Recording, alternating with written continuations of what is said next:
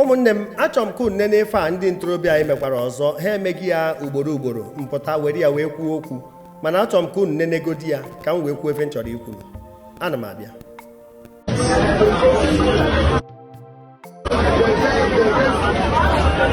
Do you understand what I'm saying? They go to carry stone. They go sleep. They no go to carry cement. No, they go. Only God bless. Which God? God bless. God gives. They say the blessing of God maketh way, add no sorrow. Education, technology, maketh way and add no sorrow. The blessing of God maketh way, add no sorrow. That's what the Bible says. When God bless, who can curse?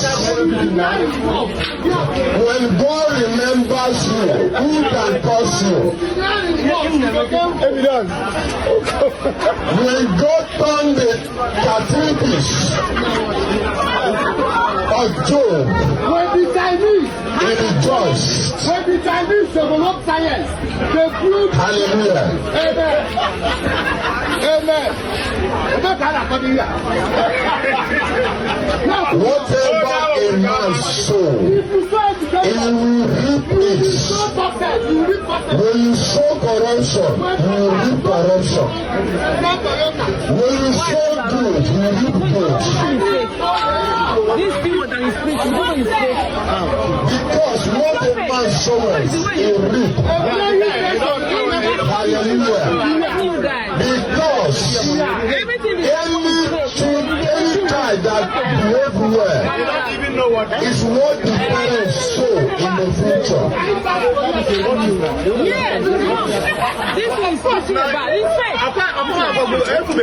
Hallelujah. It's fake. It's a Relationship with God. It's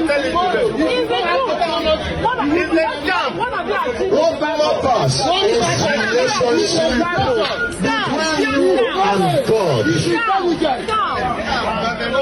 Because one thing I know, there are two places in the world, heaven and earth. That boy is the one Heaven and earth. Don't leave them. I know. I'm here. I know what I do.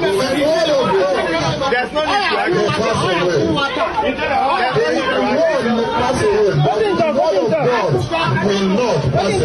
Tomorrow, technology will rule us.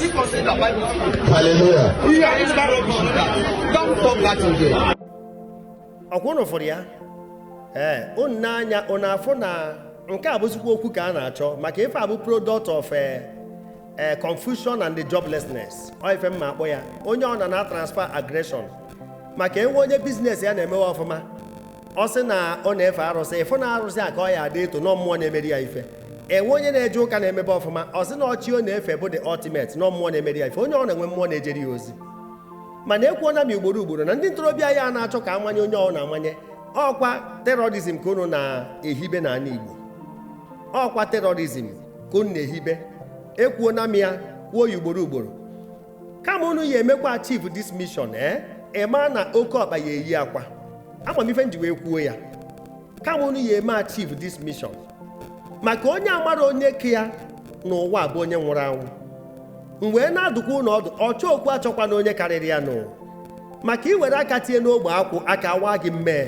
ọchọ okwu achọkwa na onye karịrị ya ọtụtụ n'ime unu na-asị na ndị ụka na-arapụta in business jebe evangelism enwere abuse na tradition enwere na churches enwere a lot of things na religion enwere abuse mana politics ọ ife ndị isi ojii na-eme onwe ha mana nke unu capitalize ọ bụrụ nnọọ ofu ndị ka unu jide na-akparị nke confront mmadụ ebe ọ na-ezi ozi ọma nọchighọrọ gị ụzọ ị na-amanyekwa efi aka n'anya o ya esukwa gị mpi ị na-amanyekwa efi aka n'anya amamife nji na-ekwu ya ignorance abụrụ excuse na law jekwa jụọ ese maka enwe na ndị debere ahụ mbụ gị na onwere ife mmadụ ya emenwu o ruru mmadụ ịtọ na na-eji eji kịta ọ karịa n'ọnwa 6 akwụkwa anyị nwa na-ayọzikwa biko ọchọ okwu achọ na onye karịrị ya nụ maka ọ na-abụ oke ọgbọgbara ahụ Ezekude na ọ na-arọ ya anya mana ọ mara nọ ndị mmụọ chiri Ezekude n'ọzọ ọ bụrụ onye ọ na-abụ baịbụl ibeti ya ego ị na-agwa ya ife sọ gị ọ bụrụ onye ọ na-enwere obi nnagide, ọ bụrụ onye ọ na-enwere obi ndidi.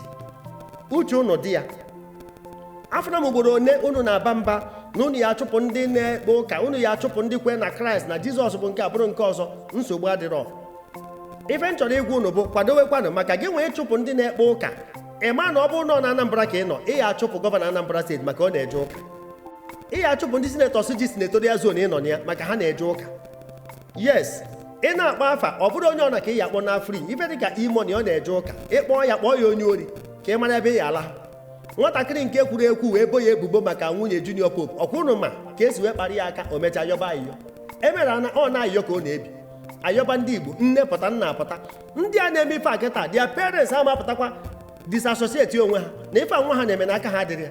Mana ụbọchị a ya nwụrụ ya kịta ifu nne onye ọwụ nke kwutọrọ imoni mgbe ọ na-ekwu ife ahụ afụrọkwa nne ya, mana ozugbo akpara ya aka nne na ụmụnne apụta. Ọkwa unu fọrọ ya. Ọchọokwu achọ na onye karịrị ya nụ. Ọchọokwu achọ na onye karịrị ya. Esi na ị na-achụpụ ndị na-ekpere ụka na freedom of worship na gọọmenti tiri ya na constitution, gị nwasị na ọ ma adị inwekwa ume ya kwadobe, ma gị mara na mgbọ eji agba adaka abụrụ mgbe emere mkpachakọ, ọkwa akpa mgbọ kwadokwa na akwado. Maka many politicians enwere, many rich men enwere, 90% of them bụcha ndị na-eje ụka. Ị ya achụpụ ha n'obodo, unu adịzi one ma one wee kpakọrọ. Ọkwa ife unu na-akọwa uche unu dị ya. Ị na-ekwu na the day reality ya ehiti mmadụ, ọghọta ife a na-akọ. Na-agwakwa gị the day spirituality ya ehiti gị, ịma nọ mmụọ nwe mmadụ. Uche unu dị ya. Ekpere m bụ ka ị dị ndụ wee kọpụta akụkọ ya, for you to live and tell the story, because those who learn by experience most often ada adị ndụ were aka akụkọ ya. Zisa na ihe onyonyo aha m brother Paul Chigbo ka ọ dị.